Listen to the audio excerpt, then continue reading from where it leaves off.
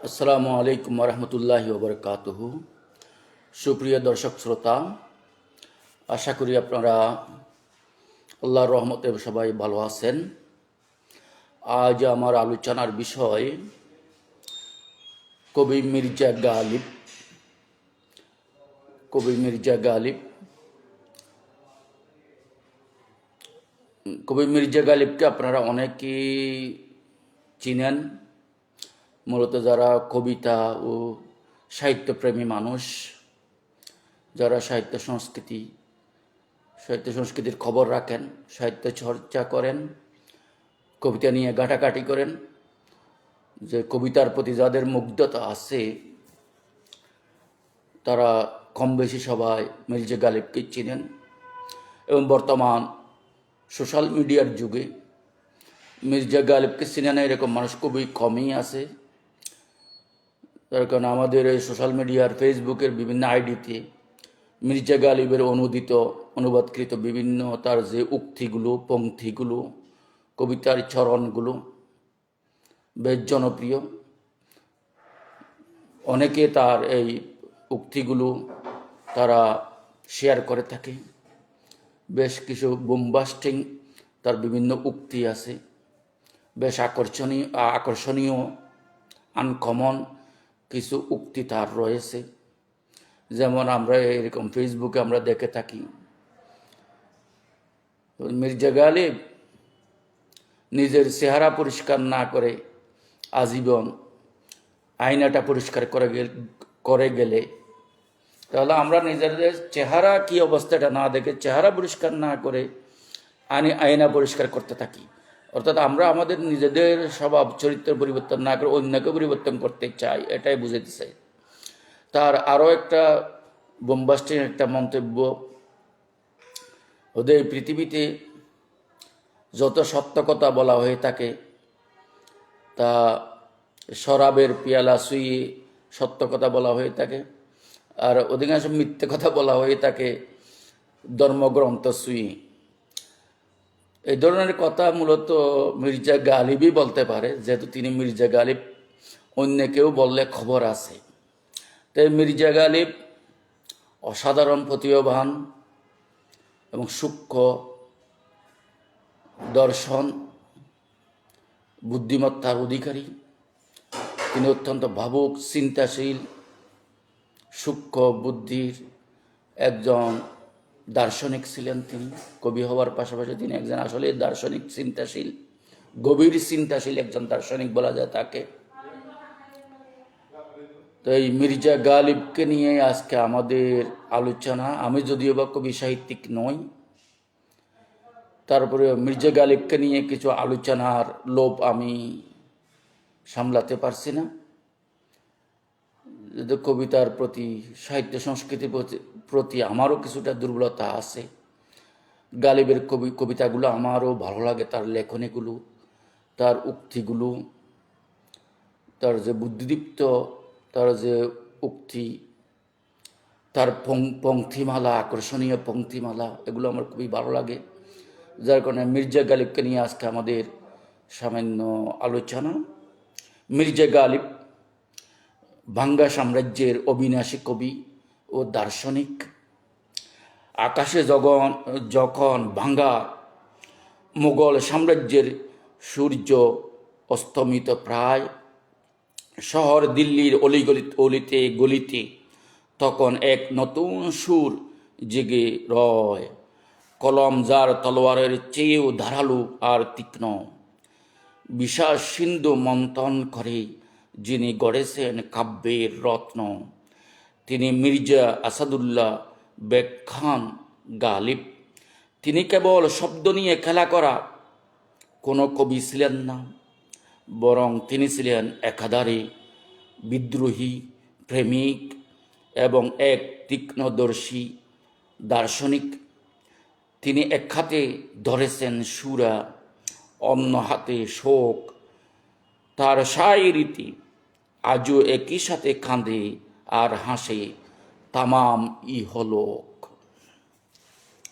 উর্দু সাহিত্যের এই কিংবদন্তি কবি 1797 সালের 27শে ডিসেম্বর ভারতের আগ্রায় জন্মগ্রহণ করেন। তার পুরো নাম মির্জা আসাদুল্লাহ বেগ খান। তিনি গালিব অর্থ যিনি বিজয়ী এবং আসাদ তথা সিংহ ছদ্মনামে লিখতেন। তার পূর্বপুরুষেরা ছিলেন মধ্য এশিয়ার আইবাক তুর্কি, আইবাকু বলে, যারা সামরিক পেশার সন্ধানে ভারতে এসেছিলেন। গালিবের শৈশব ছিল বিয়োগান্তক। মাত্র 5 বছর বয়সে তিনি তার পিতা মির্জা আবদুল্লাহ বেগ খানকে হারান। এরপর চাচা মির্জা নসরুল্লাহ বেগের কাছে বড় হন, কিন্তু 9 বছর বয়সে চাচাকেও হারান তিনি। তার প্রথাগত শিক্ষা খুব বেশি ছিল না, কিন্তু প্রখর মেধা ও ফার্সি পণ্ডিত শেখ মুআজ্জেমের সান্নিধ্যে তিনি ফার্সি ও আরবি ভাষায় অগাধ পাণ্ডিত্য অর্জন করেন। 1810 সালে মাত্র 13 বছর বয়সে উমরাও বেগমের সঙ্গে গালিবের বিবাহ সম্পন্ন হয়। বিয়ের পর তিনি আগ্রা ছেড়ে দিল্লিতে স্থায়ীভাবে চলে আসেন। তার দাম্পত্য জীবন খুব একটা সুখের ছিল না। গালিবের 7টি সন্তান জন্ম নিলেও তাদের কেউ বাঁচেনি। এই গভীর শোক তার কবিতার পরতে পরতে মিশে আছে। গালিব দীর্ঘ সময় ব্রিটিশ সরকারের কাছ থেকে বংশগত পেনশনের জন্য লড়াই করেছেন। কর্মজীবনে তিনি শেষ মুঘল সম্রাট বাহাদুর শাহ জাফরের দরবারে রাজকবির মর্যাদা পান এবং রাজ পরিবারের ইতিহাস লেখার দায়িত্ব পান। তাকে নজমুদ্দৌলা ও দবিরুল মুলক উপাধিতে ভূষিত করা হয়। উল্লেখযোগ্য তার কাব্যগ্রন্থ ও সাহিত্যকর্ম।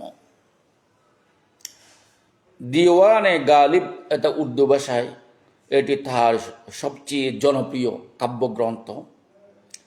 কুল্লিয়াতে ফার্সি, তার ফার্সি কবিতার বিশাল সংকলন। মেহেরি নিমরোজ, মোগল সাম্রাজ্যের ইতিহাস নিয়ে লেখা গ্রন্থ। দস্তম্বু, 1857 সালের বিদ্রোহের দিনলিপি। উদে হিন্দি ও উর্দুই মুআল্লা, তার চিঠিপত্র বা পত্রাবলীর সংকলন। গালিবের চিঠিগুলো উর্দু গদ্যরীতিতে বিপ্লব ঘটিয়েছিল। তিনি সিটিকে কথোপকথন মোকালমায় রূপ দিয়েছিলেন। তার সাহিত্য চর্চার বিশেষ দিক: ভাষার নবায়ন। তিনি উর্দু ভাষাকে আভিজাত্যের গণ্ডি থেকে বের করে সাধারণ মানুষের আবেগের ভাষায় রূপান্তর করেন। তার পত্র সাহিত্য, গালিবের চিঠিগুলো সমকালীন দিল্লির সমাজ, রাজনীতি এবং তার নিজের দারিদ্র্য ও সংগ্রামের জীবন্ত দলিল।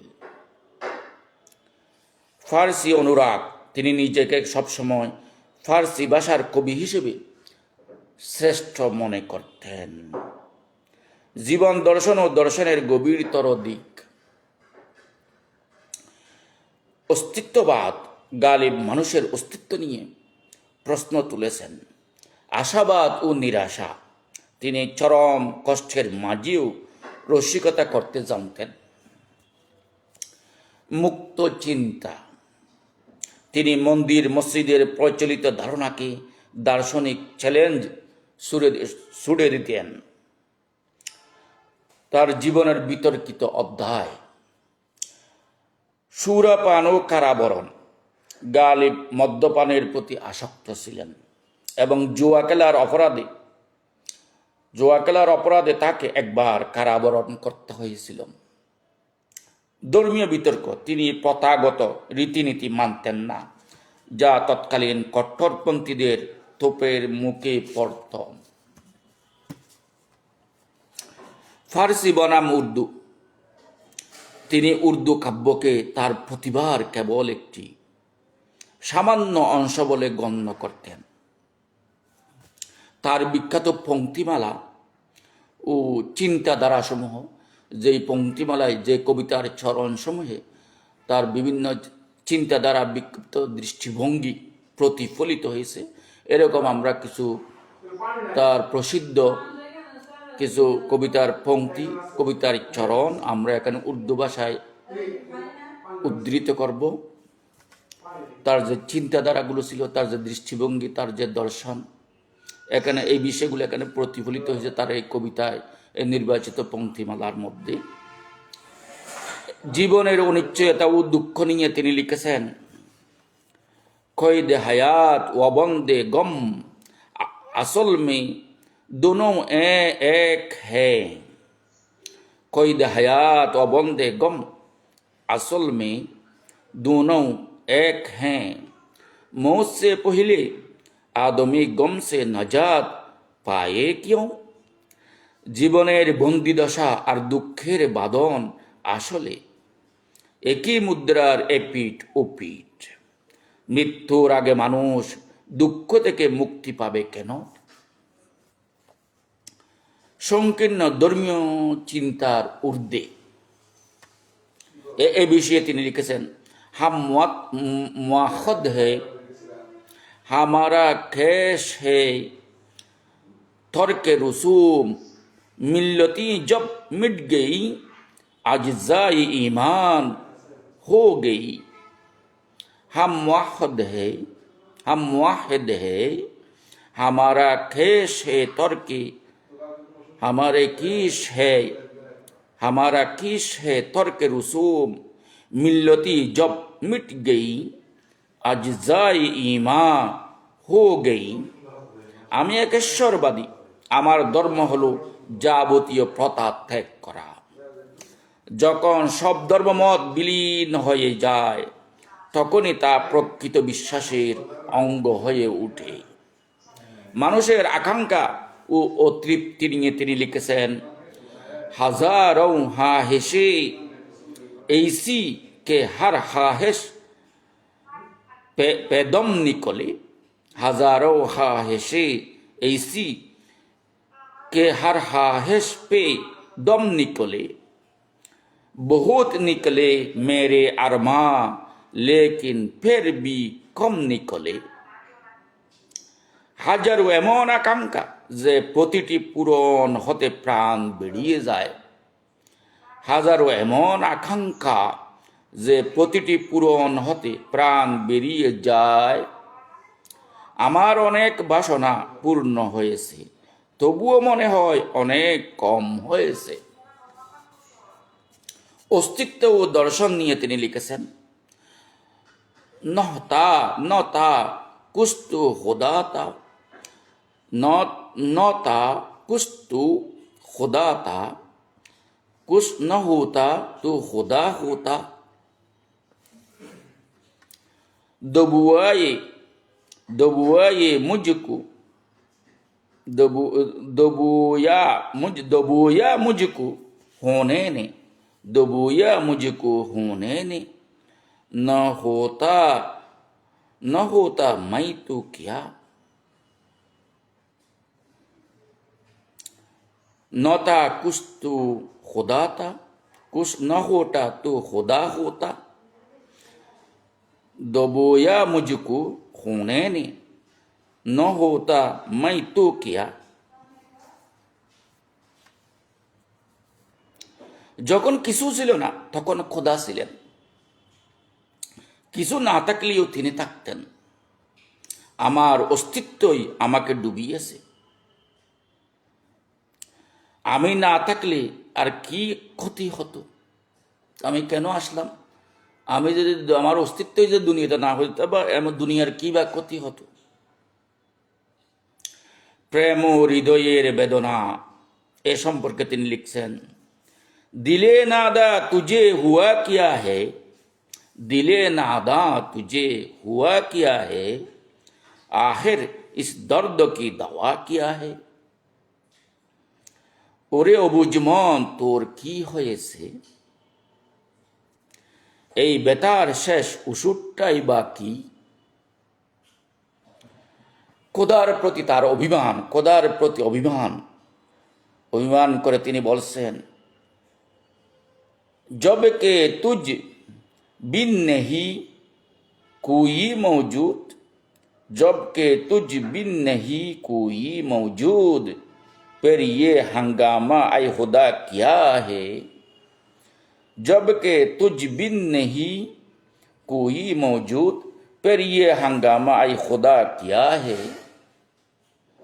যখন তুমি ছাড়া আর কারো অস্তিত্বই নেই, তবে হে খোদা, জগতে এই হাঙ্গামা কিসের জন্য। গালিবের কালজয়ী কিছু উক্তি। আমি সেই ব্যক্তি যে নিজের ঘর পুড়তে দেখিও আনন্দ পায়, কারণ তার আগুন থেকে আমি আলো পাই। জান্নাতের সত্যতা সম্পর্কে আমি অবগত, কিন্তু মনকে খুশি রাখার জন্য এই ধারণাটি মন্দ নয়।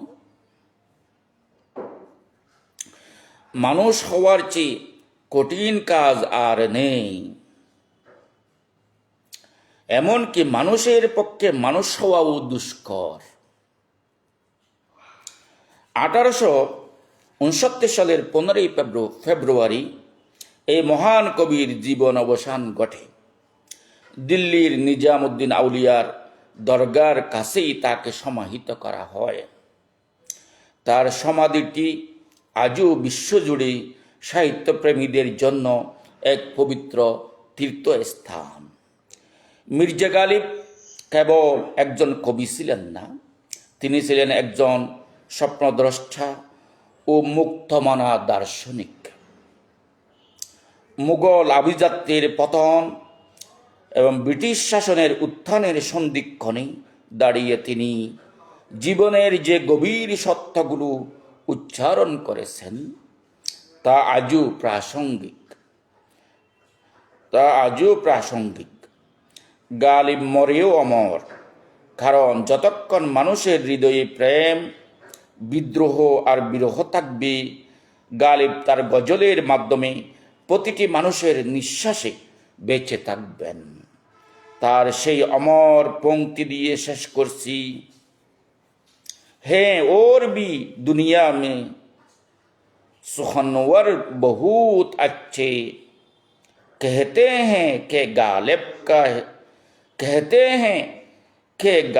का है अंदाज बयां, और है और भी दुनिया में सुखनवर बहुत अच्छे, कहते हैं कि गालिब का হে আন্দাজ বয়া ওর।